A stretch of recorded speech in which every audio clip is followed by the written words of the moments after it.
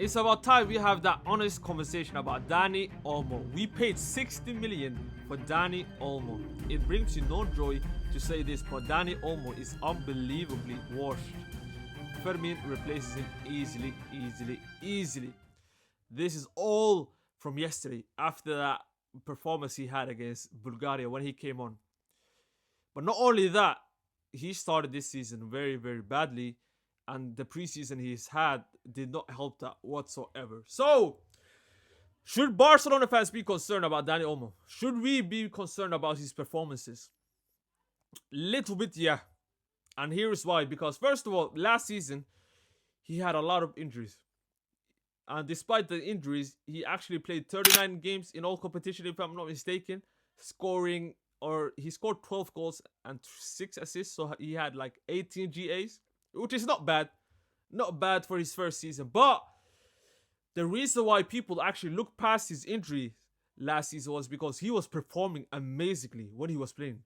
Every time he was playing, when he was not injured, he was absolutely amazing. On the eye, when the prime flick, in my opinion, when Hansi Flick of Barcelona's best ever play football, it was when he was on form.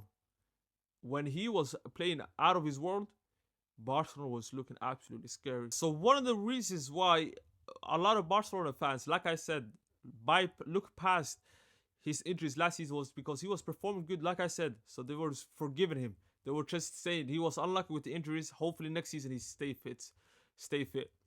But this season, first of all, let's talk about the preseason he's had. I remember one game, I think it was either FC Seoul or Vissel Kobe, where he was very, very rusty in front of the goal, missing some chances, bad touches, everything he was trying looked bad. He did not even score in the preseason as well.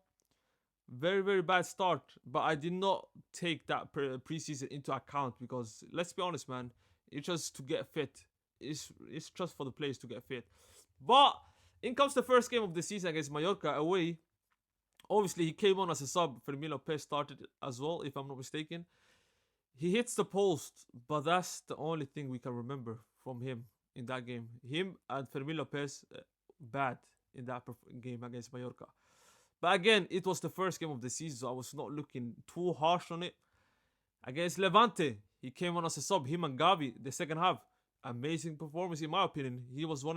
He and Gavi are actually one of the reasons that Barcelona made that comeback. He was making a lot of runs. He was in the pockets, receiving the ball in dangerous area. He was making a lot of things happen. So I was like very, very, at least satisfied with his performance in that game. But in comes Rayo Vallecano, the same ground he made his debut for Barcelona last season. And he drops a Hall of Shame performance. I'm not even exaggerating. That was bad performance. I mean, let's talk about the miss he had. Kunde? Olmo? Let's talk about the bad touches, bad passes. Nothing he was doing came off. Absolutely horrendous. And look, again, it's only 3 games into the season. But last night as well, when he came on against Bulgaria, when Spain was leading 3-0, he was looking bad as well. But again, it's 3 games into the season, and I don't want to be too overreactionary in a sense, but the thing is, if he gets injured, that's my point.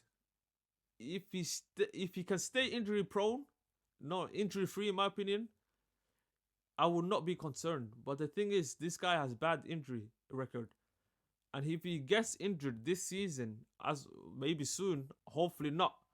And with the form that he's had, or he's having as of right now, it could be recipe for disaster.